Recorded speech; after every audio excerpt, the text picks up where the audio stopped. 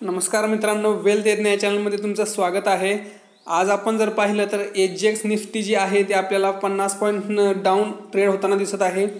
त्याचप्रमाणे पूर्ण Asian market जे आहे ते आपल्याला आज रेडमध्ये ट्रेड होताना दिसत आहे। त्याप्रमाणे आपलं मार्केट सुद्धा जे आहे ते आज डाऊन ओपन होण्याची शक्यता आहे आणि आज थोडंसं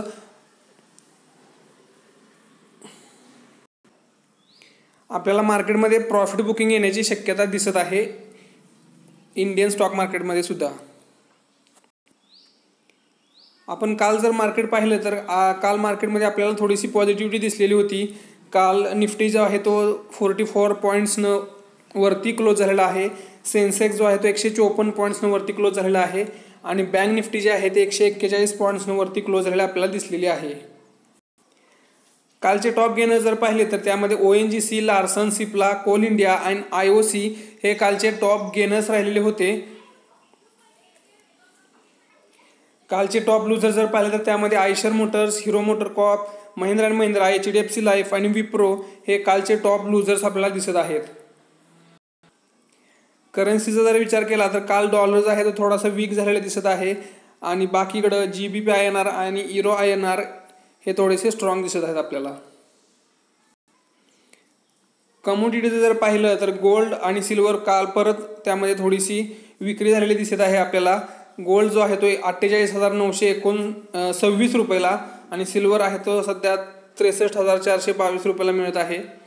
नॅचरल गॅस जो आहे ते त्यामध्ये थोडीशी पॉझिटिव्हिटी दिसलेली आहे आपल्याला, 1% त्यामध्ये पॉझिटिव्हिटी दिसत आहे। आता आपण निफ्टीचे की सपोर्ट आणि की रेजिस्टन्स काय आहे ते आपण पाहूया। जसं मी तुम्हाला सांगितलं, काल निफ्टी जे आहे ते 44 पॉईंट्सनं वरती क्लोज झालेले आहे। काल निफ्टी 13,558ला क्लोज झालेले आहे। त्याचा पहिला रेजिस्टन्स जर पाहिला तर 13,612चा पहिला रेजिस्टन्स दिसतोय, त्याच्यानंतर 13,667 आणि त्याच्यानंतर 13,738चा आपल्याला रेजिस्टन्स दिसत आहे। खालचे सपोर्ट जर पाहिले तर 13,487चा पहिला सपोर्ट आहे, त्याच्यानंतर 13,417 आणि त्याच्यानंतर 13,362चा सपोर्ट आपल्याला दिसत आहे। आज जर निफ्टी 13,400च्या वरती राहिली तर आपल्याला निफ्टीमध्ये पॉझिटिव्ह ट्रेंड दिसण्याची शक्यता आहे।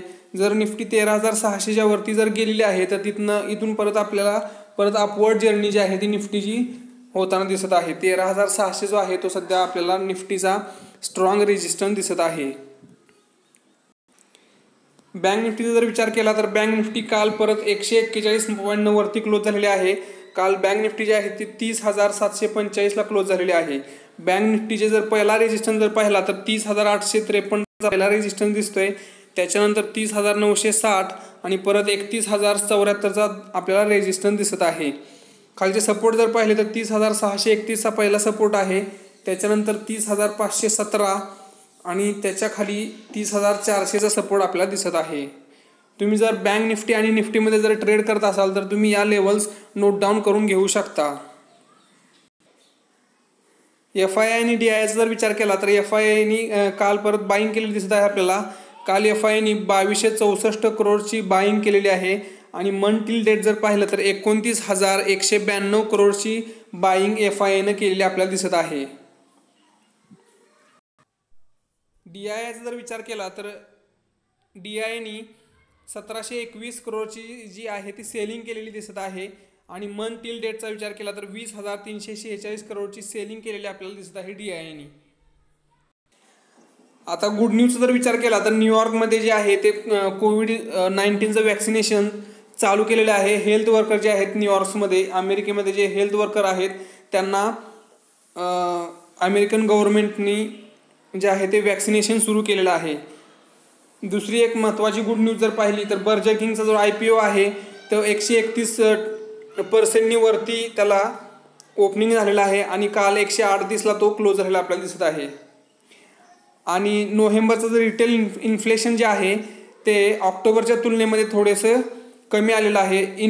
रिटेल इन्फ्लेशन जेवढं कमी असेल तेवढे आपले जे व्याजदर असतात ते व्याजदर स्थिर राहण्याची किंवा इथून कमी होण्याची शक्यता असते। जर इन्फ्लेशन वाढलं तर गव्हर्नमेंट जे आहे ते व्याजदर वाढवतं आणि व्याजदर जर वाढवले तर आपली लिक्विडिटी जी आहे मार्केटमधली ती कमी होते आणि त्यामुळे मार्केट इथून क्रॅक करण्याची शक्यता असते। पण मार्केट आता आपलं इन्फ्लेशन जे आहे ते कमी असल्यामुळं व्याजदर वाढण्याचा धोका थोडासा कमी होतो आपल्यासाठी. नॉट सो गुड न्यूजचा जर विचार केला तर करोना इन्फेक्टेड पर्सन जे आहे ते 7,29,00,000 झालेले आहेत. अप्रॉक्सिमेटली 16.2 lakhs जे आहेत ते डेथ्स झालेले आहेत करोनामुळं.